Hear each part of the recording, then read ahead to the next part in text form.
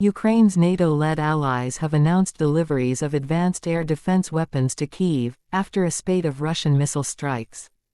The weaponry promised by the UK, Canada, France and the Netherlands includes missiles and radars. The US earlier made a similar pledge. One high-tech system from Germany is already in Ukraine.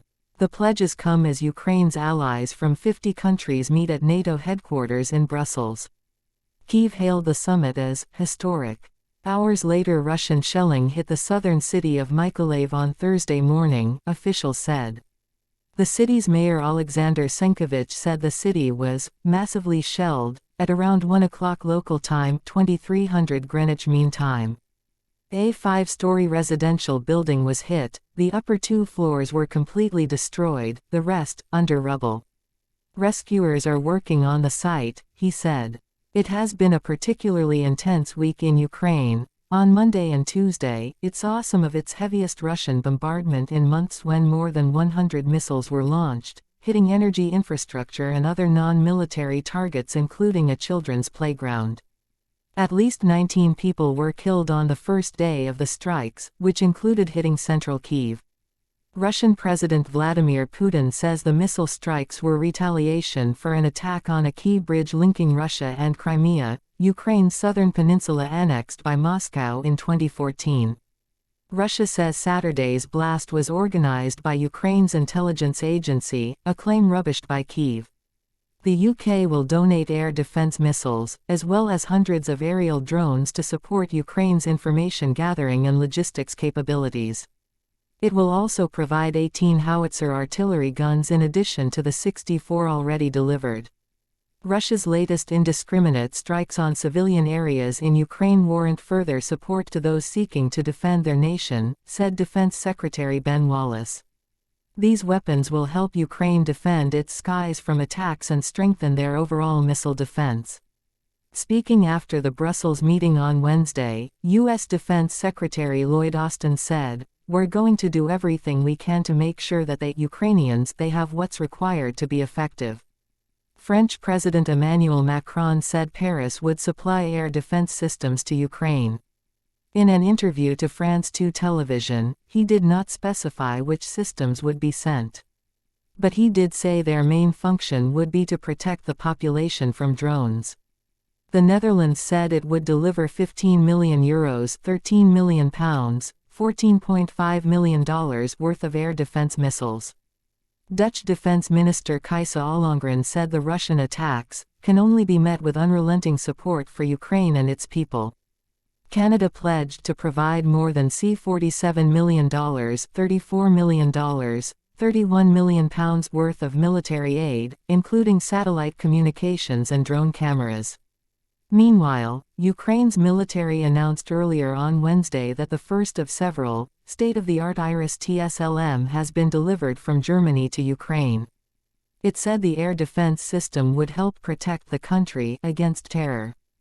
President Zelensky has for months been asking Ukraine's allies to provide air defense systems to create an air shield for Ukraine. In his video address late on Wednesday, the Ukrainian leader said, "The more audacious and cruel Russian terror becomes, the more obvious it is to the world that helping Ukraine to protect the sky is one of the most important humanitarian tasks for Europe of our time. I believe that we will cope with this task," he added. Russia has repeatedly warned Ukraine's allies against supplying advanced weaponry to Kyiv, stressing this would make them participants of the war that Mr. Putin began on the 24th of February. The West has accused Moscow of nuclear saber-rattling, following a string of Russian military defeats on the battlefield. The United Nations General Assembly has voted overwhelmingly to condemn Russia's attempts to annex 4 regions of Ukraine. The resolution was supported by 143 countries, while 35 states, including China and India, abstained. As well as Russia, 4 countries rejected the vote, namely Belarus, North Korea, Syria and Nicaragua.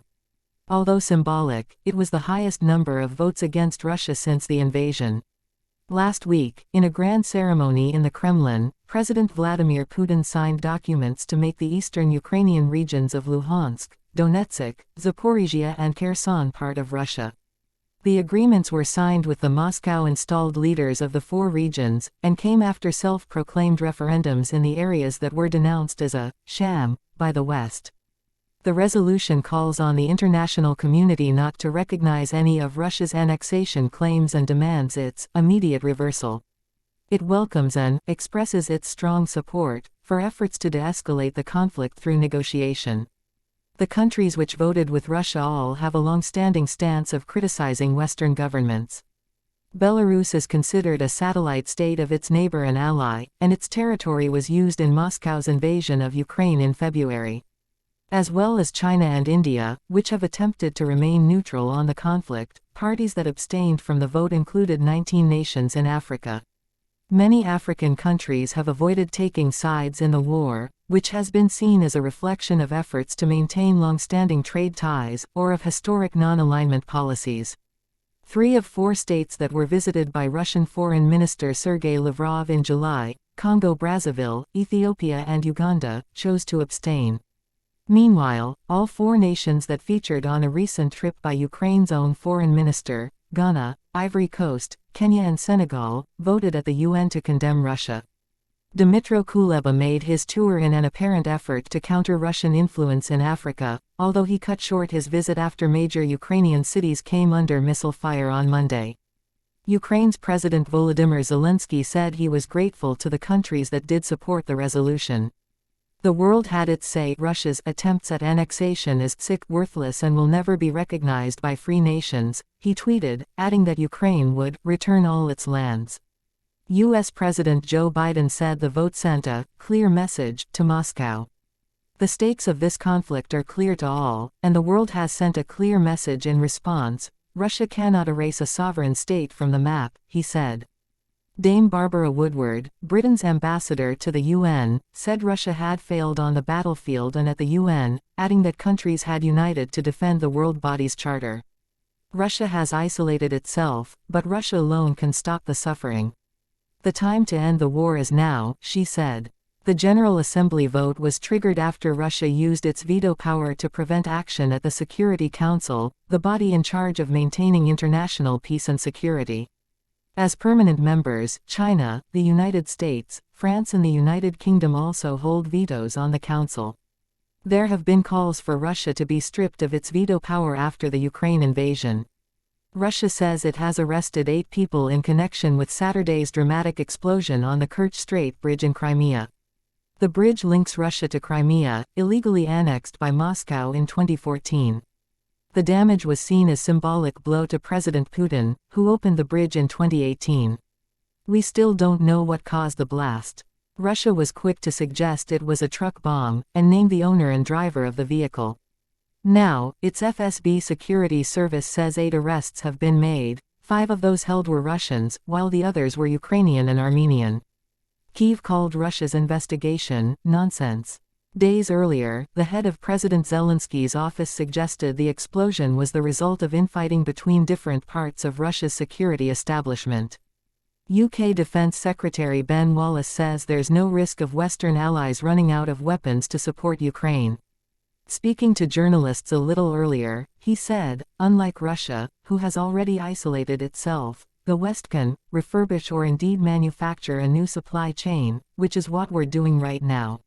When asked how NATO would respond if Russia used nuclear weapons in Ukraine, Wallace said he wouldn't speculate but added that members of the Defense Alliance are meeting to ensure readiness for whatever is thrown at us.